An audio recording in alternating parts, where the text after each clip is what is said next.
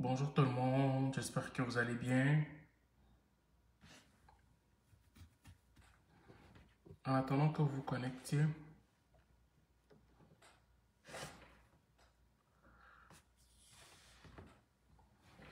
bonjour les amis, bonjour. J'attends que chacun se connecte avant qu'on ne commence.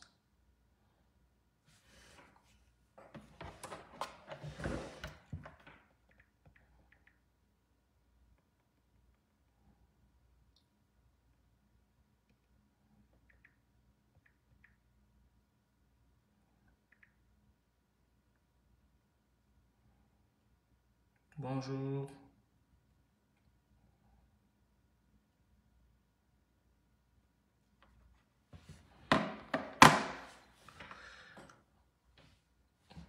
Partagez la vidéo s'il vous plaît, ça va être quelque chose d'important aujourd'hui. On va essayer de parler d'un sujet qui est quand même important. Bonjour Linda, bonjour Sarah, bonjour Christelle. Bonjour Épée, j'espère que tu vas bien, j'espère que vous allez bien. Bonjour Dab, partagez la vidéo s'il vous plaît, partagez. Bonjour Étienne, on va commencer dans 3 minutes parce que je veux vraiment être un peu long, pas très long. Bonjour mon petit Duvalier, bonjour tout le monde, bonjour, partageons au maximum. Si tu sais qu'il y a quelqu'un qui aimerait venir au Canada, partage-lui la vidéo pour que nous puissions parler ensemble tranquillement. Je donne quelques petits conseils pour une bonne intégration et on va pouvoir avancer rapidement. Ok? Bonjour Diaby. Bonjour. Partagez. Il faut qu'on arrive au moins à 100 personnes en ligne et après on va commencer. Il faut au moins qu'on soit 100 personnes. Là, pour l'instant, nous sommes 57. Il faut au moins qu'on soit 100 personnes pour qu'on commence. Ok? Donc, s'il vous plaît, je vous prie de partager. Le temps que les gens arrivent, on va commencer.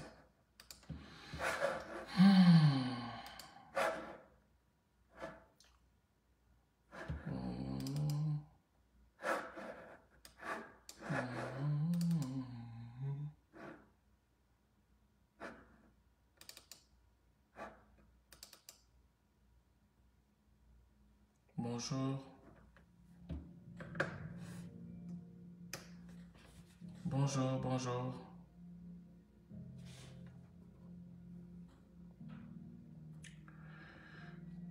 Les amis, partagez la vidéo s'il vous plaît. Aujourd'hui, on va parler vraiment de toujours avoir avec soi des preuves quand on arrive au Canada. Ok? Toujours avoir avec soi ces preuves. Et je veux comment, quand il parle de preuves, ce n'est pas les preuves en termes d'immigration. Hein. Moi, je ne parle pas d'immigration. Je parle toujours de l'intégration au Canada.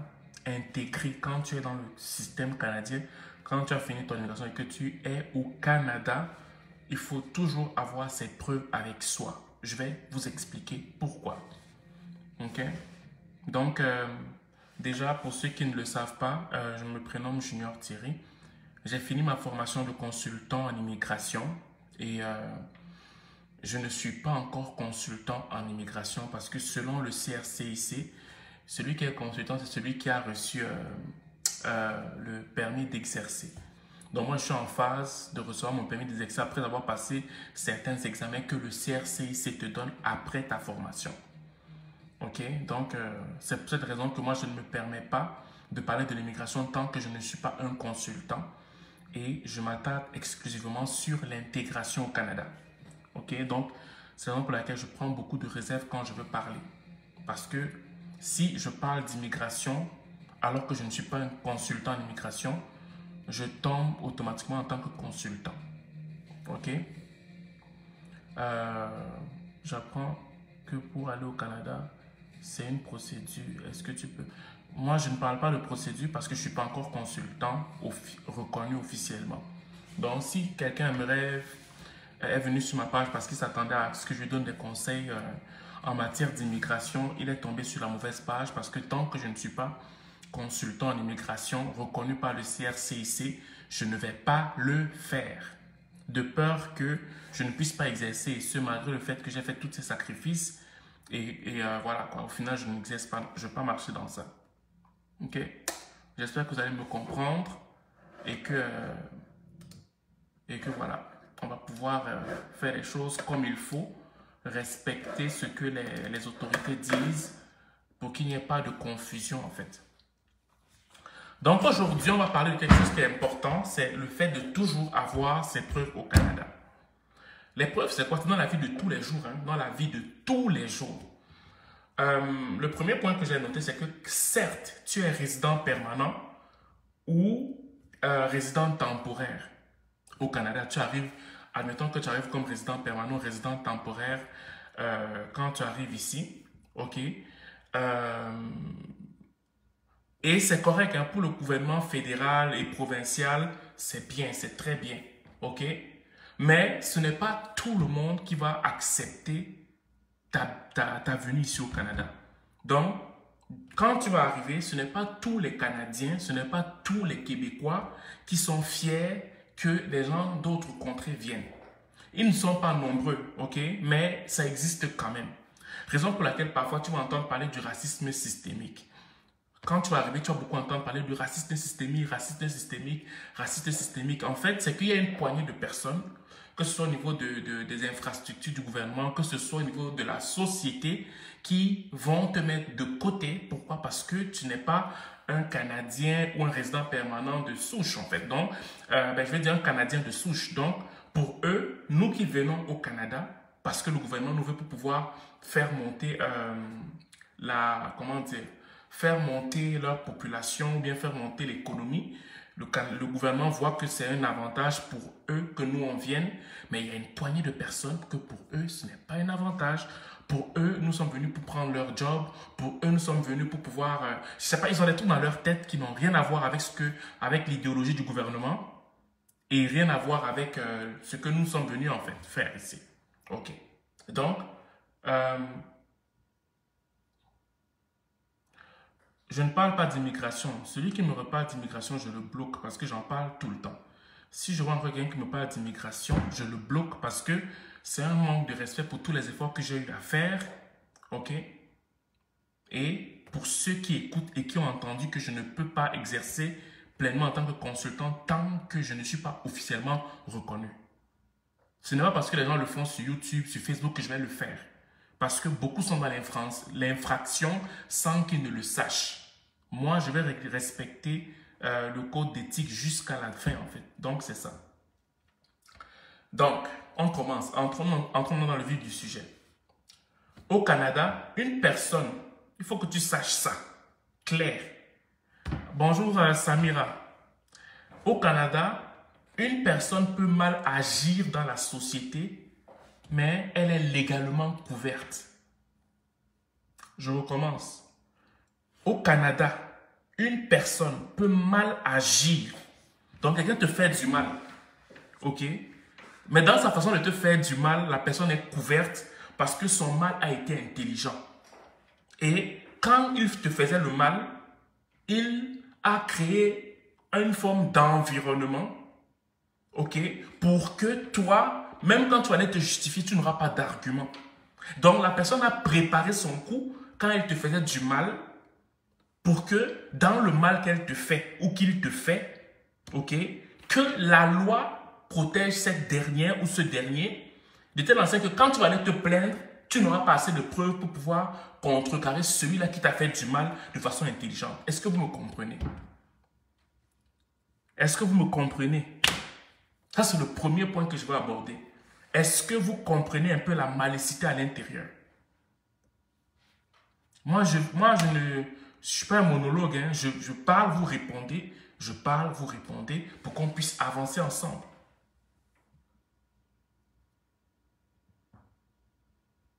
Bonsoir Seydou Ouattara, bonsoir. Est-ce que vous me comprenez? Je veux avoir des réponses. S'il vous plaît. Au Canada, une personne peut mal agir dans la société, mais elle est légalement couverte. Est-ce que vous comprenez ça? Moi, là, si je ne réponds pas, si vous ne répondez pas, moi, je n'avance pas. Parce que moi, je ne suis pas là pour venir, je ne suis pas une statue. Oui, vous n'êtes pas des statuettes, vous êtes des êtres humains et je dois savoir que les gens m'écoutent. Est-ce que vous avez compris ce que je suis en train de dire? L'exemple va venir. L'exemple va venir. Je veux juste savoir si... Ok. Voilà. Ok. État, mais l'exemple va venir. Voilà. Bon, je vais prendre deux exemples pour que l'État me comprenne pour ma propre vie. Ma propre vie. Il a fallu qu'il crée une atmosphère qui justifie qu'on puisse sortir de l'appartement. À tel point d'aller monter les gens, faire des coups montés. Ok, faire des coups montés par-ci, par-là, pour que ça puisse justifier notre éviction de l'appartement. Donc, sachant que nous, on n'a rien fait, ok, sachant que nous, on n'a rien fait, et qu'il n'y a rien qui justifie notre éviction, qu'est-ce que le monsieur a fait?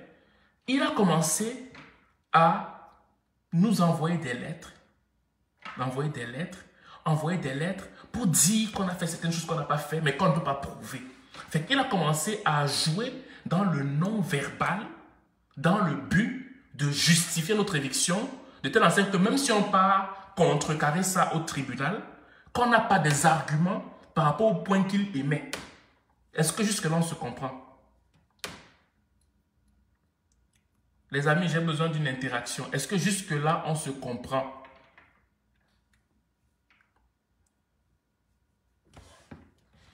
J'attends, je veux voir moi-même 3 oui. Si vous ne me comprenez pas, ça veut dire que je n'avance pas. Voilà, parfait. Donc, la personne, par exemple, va te dire, tu es là, tu es tranquille, tu n'as rien fait.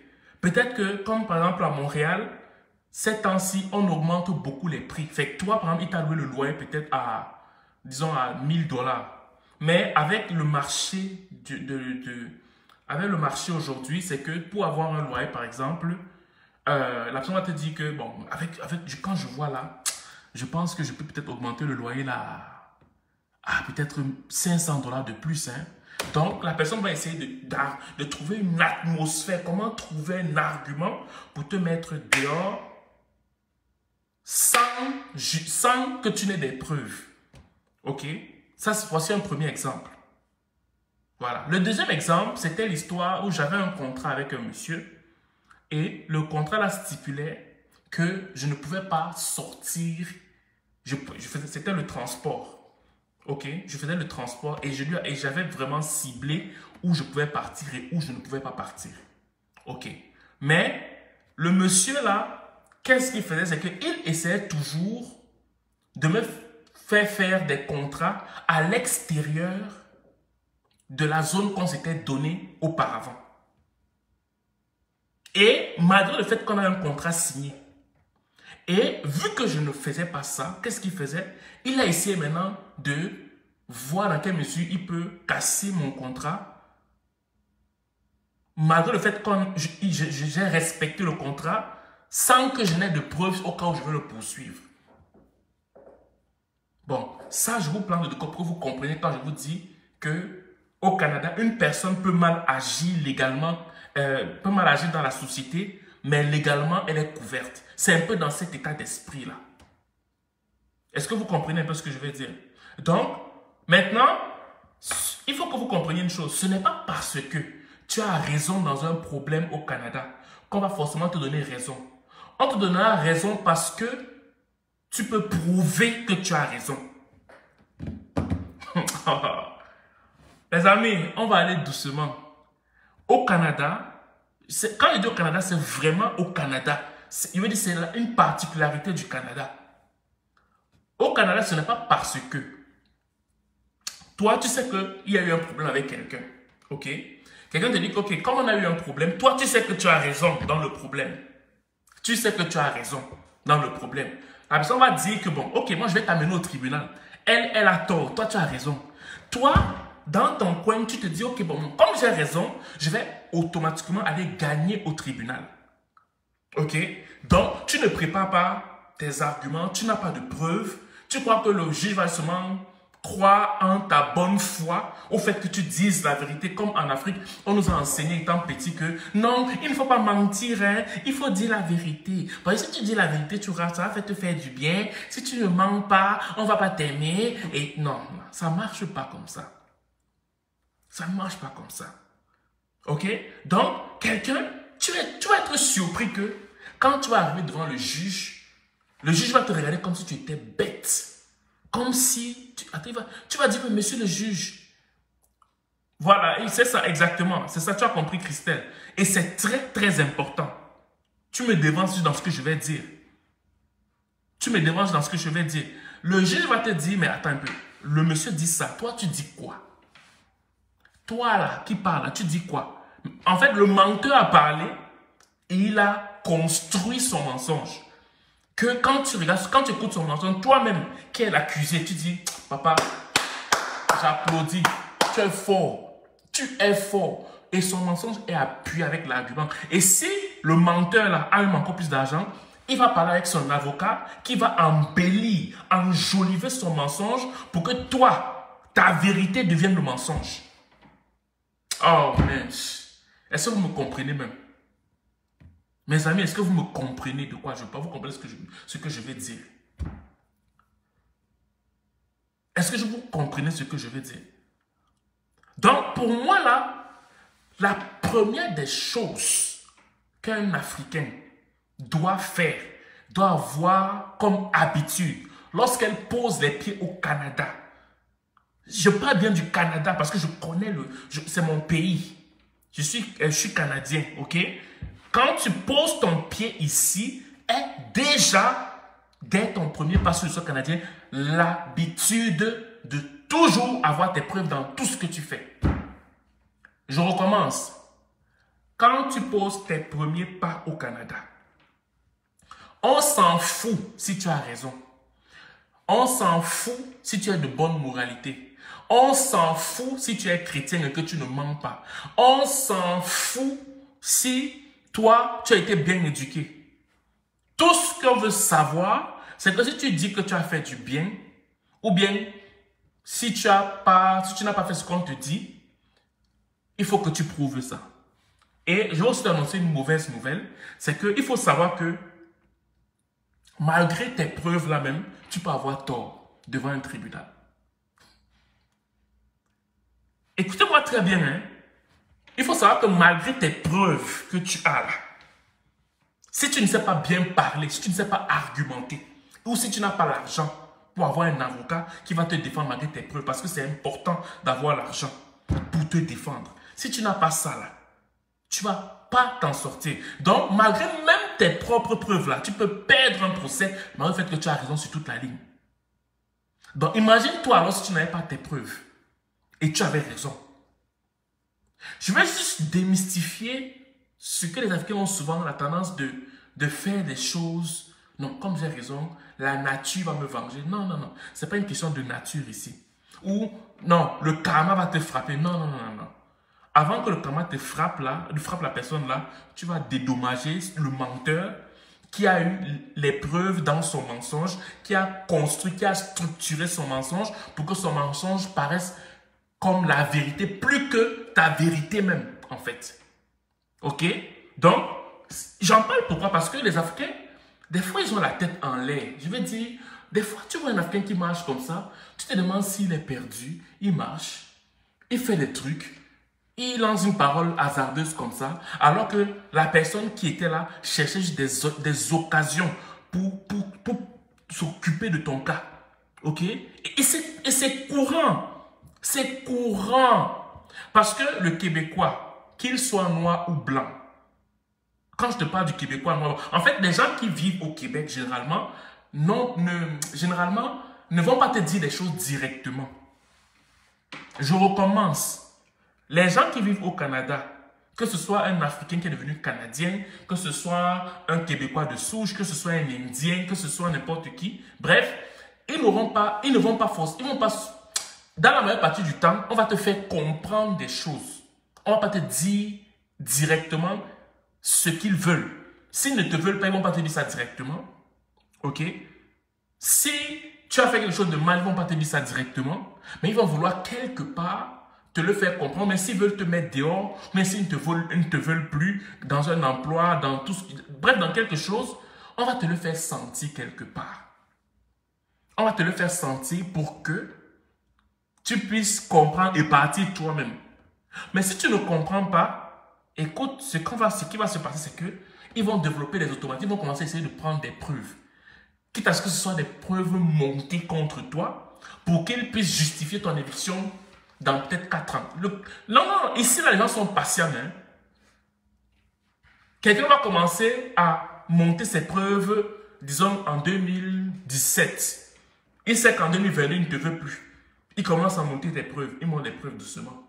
Il monte les preuves doucement. En 2018, il monte ses preuves doucement. Même si ce n'est pas vrai. Lui, dans sa tête, c'est qu'il faut qu'il te mette dehors. Quitte à ce qu'il prenne n'importe quelle preuve, même si ce n'est pas vrai. Il monte ses preuves doucement. Il monte ses preuves doucement, doucement. Lui, son objectif, c'est de te mettre à la porte peut-être en 2022. En 2020, il t'appelle, il fait une réunion avec toi dans son bureau. Il te dit, écoute, comme tu vois, tes résultats, je ne suis pas trop sûr. Parce que. Quand tu écoutes, tu dis, oh man. Si tu es faible psychologiquement, tu te dis, oh man, comment je suis faible comme ça? Mais si tu t'assois, tu écoutes vraiment ce qu'il est en train de te dire, tu te dis, mais en fait, c'est un peu bizarre, c'est flou ça, ce qu'il dit. C'est comme s'il y a un mensonge et une vérité dedans, mais tu ne peux pas parler. Pourquoi? Parce que toi, tu n'as pas vu ça venir. Tu n'as pas vu ça venir. Et ça se fait fréquemment, ça se fait couramment, ça se fait tout le temps. Est-ce que vous me comprenez? Jusque-là, est-ce que vous êtes avec moi en fait? J'attends vos réactions pour me dire si vous m'écoutez.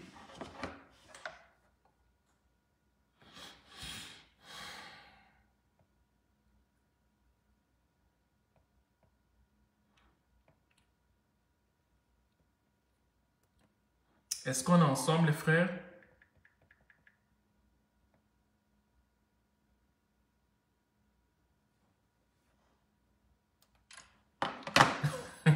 Non, il ne faut pas avoir... Mon but, ce n'est pas de vous effrayer. Hein. Mon but ici, c'est vraiment que vous sachiez juste ce qui se passe. Ça, c'est comment on dit? Ça, c'est le quotidien des quotidiens. C'est comme c'est la vie de tous les jours, là, que je suis en train de vous dire. OK? Et aussi, il faut savoir que plusieurs personnes te feront majoritairement des problèmes. OK? Intelligemment. Afin que tu craques et qu'ils utilisent tes réactions pour dire que c'est toi qui les harcèles, c'est toi le problème. Je recommence. Plusieurs personnes, parce que généralement ici, on va essayer de détecter, de discerner ton caractère, tes faiblesses et tes forces. Ok. Si on sait par exemple que toi tu es quelqu'un qui est colérique, je te prends un exemple. Si on sait par exemple que tu es quelqu'un qui est colérique, qu'est-ce qu'on va faire? C'est qu'on va essayer de te piquer. Pour que quand tu réagisses, que la personne utilise les arguments qu'elle voulait, ok, pour te mettre dehors à cause d'une colère ou deux colères que tu avais manifestées en fait. C'est un exemple. Ou bien par exemple, tu peux par exemple, ou bien je te prends un exemple, ça peut être que je me trompe. Par exemple, tu vas vraiment voir une fille par exemple dans ton lieu de service, tu vas commencer à peut-être te draguer, toi un homme. Elle va te draguer, elle va te draguer comme ça. Puis après, un jour, tu apprends que tu as fait le harcèlement à une femme dans le bureau. Tu dis, mais attends, j'ai fait le harcèlement comment? Et on te dit, qui? Tu as fait le harcèlement à qui? On te demande une jeune fille alors que c'est elle qui te draguait. Et après, ça devient que tu fais le harcèlement. Si tu ne quittes pas, on va te dénoncer comme harceleur. Donc, tu vas justifier ça comment?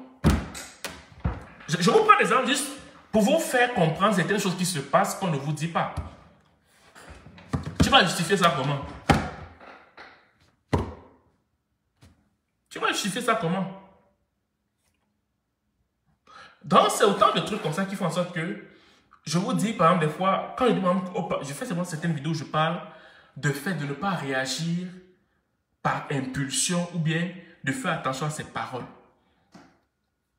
Fais attention à ses paroles.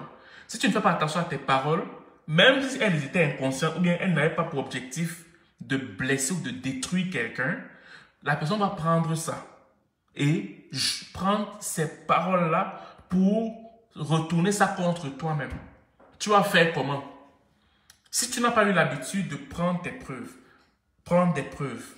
je ne sais pas comment tu vas t'y prendre, mais tu dois trouver une façon de le faire. Tu prends tes preuves, tu prends tes preuves, tu prends tes preuves. À un moment donné, quand quelqu'un te sort un truc comme ça, tu dis, oh, j'ai des preuves. Généralement, quand tu leur montres des preuves là, ils se calment.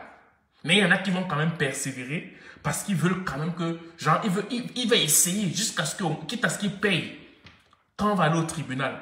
Mais il y en a d'autres qui vont se retraiter quand ils vont savoir que tu as des preuves.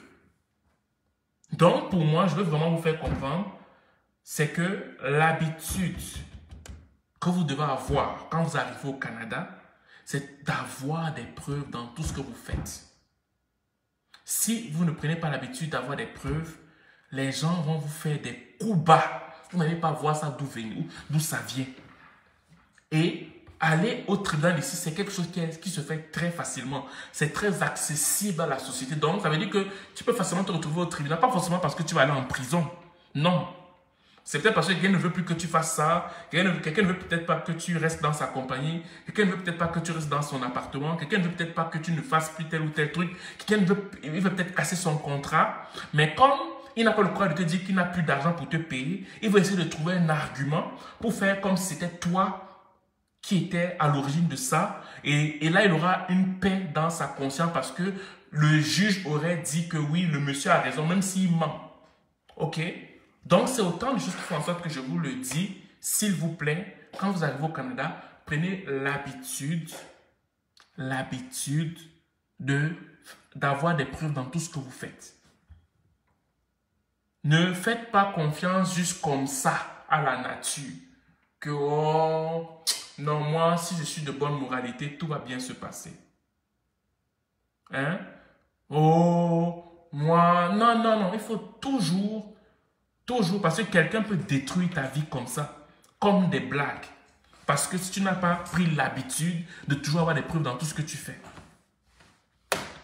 Est-ce que c'est compris? Moi, c'était vraiment le message que je voulais vous transmettre aujourd'hui. Hein. Est-ce que vous avez compris le message? Est-ce que c'est clair, le message que je voulais vous transmettre aujourd'hui?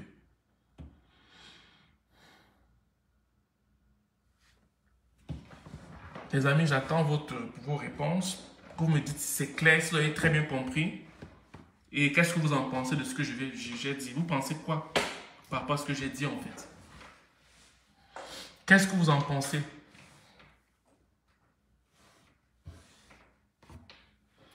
Qu'est-ce que vous en pensez? J'attends maintenant vos réactions. Est-ce que c'est clair? Parfait. Parfait Chimène, parfait Duvalier, parfait Denis. Pour les autres, est-ce que c'est clair? Est-ce que j'ai été très clair? Est-ce que vous avez compris pourquoi je le dis? Non, Christelle, les Canadiens ne sont pas difficiles à vivre. Hein. Ça, je te parle vraiment d'une poignée de personnes. Les Canadiens sont facilement ils reçoivent des gens. Ils reçoivent les gens. Ils vivent, ils sont pas difficiles à vivre, honnêtement. Je peux vraiment le confirmer, ils ne sont pas difficiles à vivre. Mais il y a toujours des pommes pourries. Ça, on peut pas échapper. Mais les Canadiens ne sont pas difficiles à vivre. Du tout. Jean Salomon, quand je dis que, quand on dit être dans l'indemnici, ce n'est pas tout le temps. C'est genre que tu peux, sur 10 fois, tu peux être dans l'indemn peut-être 2 fois. 2 fois sur 10. Ok? 2 fois sur 10. Donc, ce n'est pas tous les jours que tu vas être dans l'indemn. Dans la majeure partie du temps, quand tu as tes preuves, tu vas t'en sortir. C'est vraiment si tu es vraiment malchanceux que malheureusement, ça ne va pas passer. Mais au moins, si demain, quelqu'un veut te retracer, parce que l'historique ici, dans ce pays-ci, ça reste toujours. Donc, même si demain, par exemple, quelqu'un veut ne pas te prendre dans un emploi parce qu'on découvre que il y a peut-être 10 ans, tu avais fait telle chose, tu peux prouver que non, effectivement, il y avait une injustice là et ça va passer en fait.